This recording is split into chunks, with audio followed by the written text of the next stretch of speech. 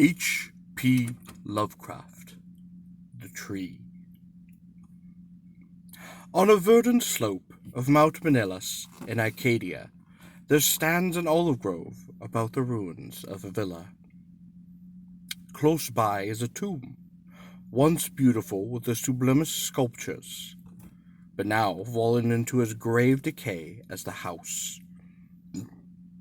At one end of that tomb is curious roots displacing the time-stained blocks of pentacle marble, grows an unnaturally large olive tree of oddly repellent shape, so like to some grotesque man or death-distorted body of a man, that the country folk fear to pass it at night when the moon shines faintly through the crooked brows. Mount Menelus is a chosen haunt of dreaded Pan, whose queer companionships are many, and simple swains believe that the tree must have some hideous kinship to those weird Panishi. But an old beekeeper who lives in the neighboring cottage told me a different story. Many years ago, when the hillside villa was new and resplendent, there dwelt within it the two sculptors, Kalos and Musades. From Lydia to Nepalis, the beauty of their work was praised, and none dared say that one excelled the other at skill. The Hermes of Kalos stood in a marble shrine in Corinth, and the palace of Musades surmounted a pillar in Athens, near the Parthenon. All men paid homage to Callas and Musades, and marveled that no shadow of artistic jealousy cooled the warmth of their brotherly friendship. But though Callas and Musades dwelt in unbroken harmony, their natures were not alike. Whilst Musades revelled by night amidst the urban gaieties of Tegea, Callas would remain at home, stealing away from the sight of his slaves into the cool recesses of the olive grove. There he would meditate upon the visions that filled his mind, and there devise the forms of beauty which later became immortal in breathing marble. Idle folk, indeed, said that Kalos conversed with the spirits of the grove, and that his statues were but images of the fauns and dryads he must meet there, for he patterned his work after no known living model. So famous were Callas and Musades that none wondered when the tyrant of Cyprus sent to them deputies to speak of the costly statue of Tyche, which he had planned for his city. Of great size and cunning workmanship must the statue be, for it was to form a wonder of nations and a goal of travelers.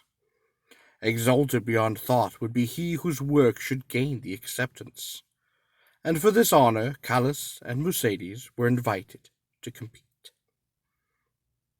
Their brotherly love was well known, and the crafty tyrant surmised that each, instead of concealing his work from the other, would offer aid and advice, this charity producing two images of unheard-of beauty, the lovelier of which should eclipse even the dreams of the poets.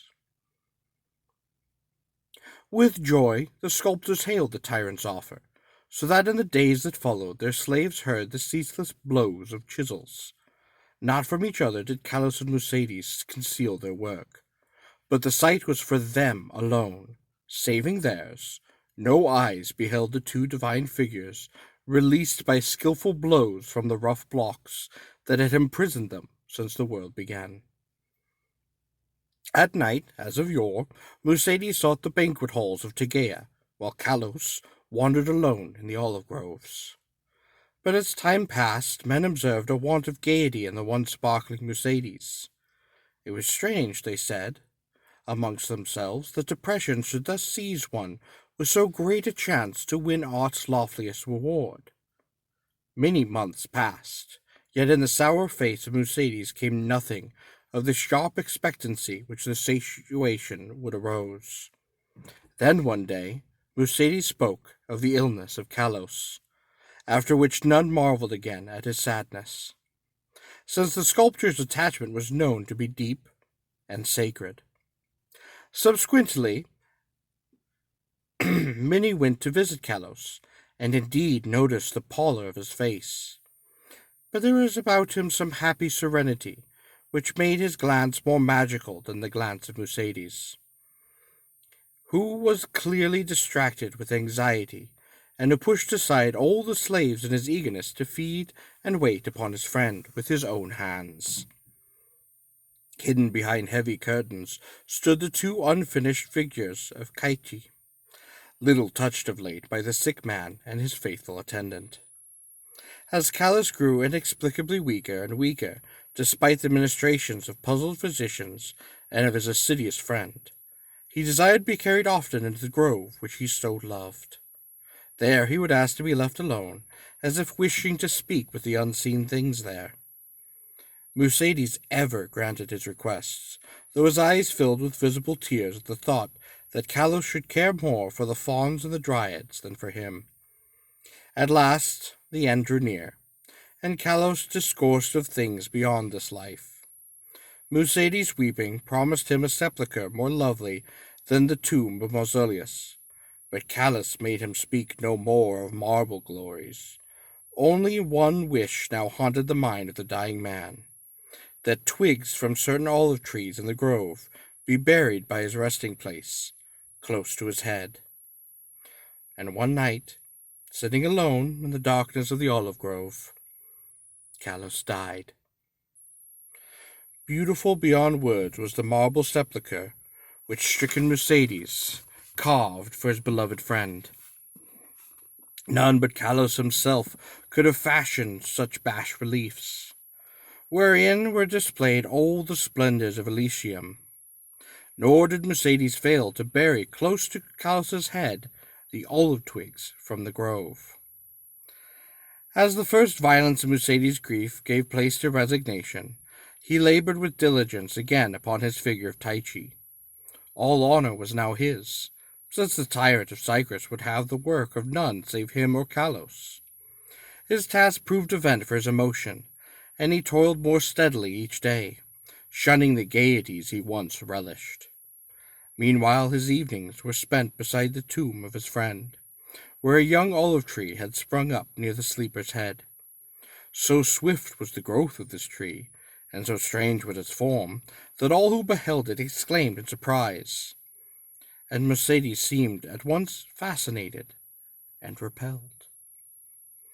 3 years after the death of Callus, Mercedes dispatched a messenger to the tyrant, and it was whispered in the Agero of Tegea that the mighty statue was now finished. By this time the tree by the tomb had attained amazing proportions, exceeding all other trees of its kind, and sending out a singularly heavy branch above the apartment in which Mercedes labored. As many visitors came to view the prodigious tree as to admire the art of the sculpture, so that Mercedes was seldom alone. He did not mind of this multitude of guests. Indeed, he seemed to dread being alone now that his absorbing work was done. The bleak mountain wind, sighing through the olive grove and the tomb tree, had an uncanny way of forming vaguely articulated sounds. The sky was dark on the evening that the tyrant's emissaries came to Tegea. It was definitely known that they had come to bear away the great image of Tyche and bring eternal honor to Mercedes. So their reception by the Proxian was of great warmth. As the night wore on, a violent storm of wind broke over the crest of Banilus, and the men from far Cyprus were glad that they rested snugly in the town. They talked of their illustrious tyrant and of the splendor of his capital, and exulted in the glory of the statue which Mercedes had wrought for him. And then the men of Tegea spoke of the goodness of Mercedes, and of his heavy grief for his friend, and how not even the coming laurels of art could console him in the absence of Kalos, who might have won that very laurel instead. Of the tree which grew by the tomb near the head of Kalos, they also spoke. The wind shrieked more horribly, and both the Cyclopeans and the Acadians prayed to Alos. In the sunshine of the morning, the proxener led the tyrant's messenger up the slope of the abode of the sculpture. But the night wind had done strange things. Slaves' cries ascended from a scene of desolation, and no more amidst the olive grove rose the gleaming colonnades of the vast hall, wherein Mercedes had dreamed and toiled. Lone and shaken, moored the humble courts of the lower walls.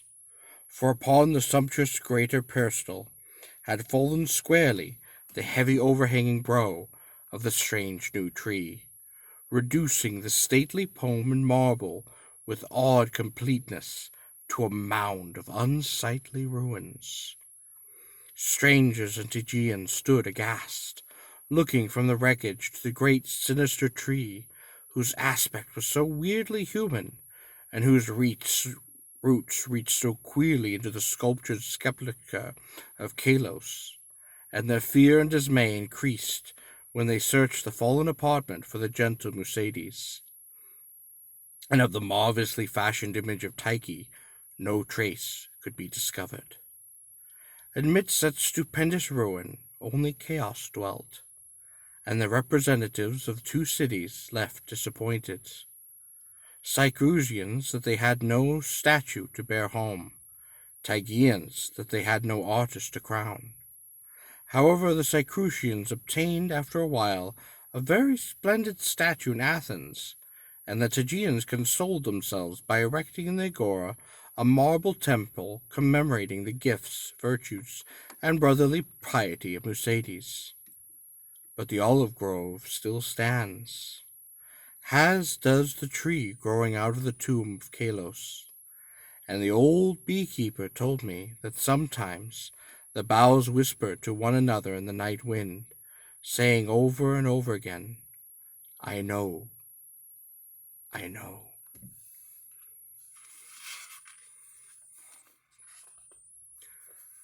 The Tree was probably written in the spring of 1920. Generally considered a Drunsian story, probably because of its mellifluous prose, it is an anomaly in being set in ancient Greece. Very few of Dunse's works are ever set there, with the exception of the play Alexander of 1912. The historical details Lovecraft provides allow us to date the story fairly precisely to a period in the mid-4th century BCE. Lovecraft had actually devised the plot as early as 1918, before he had ever read Dunse. The story first appeared in the tryout in October of 1921.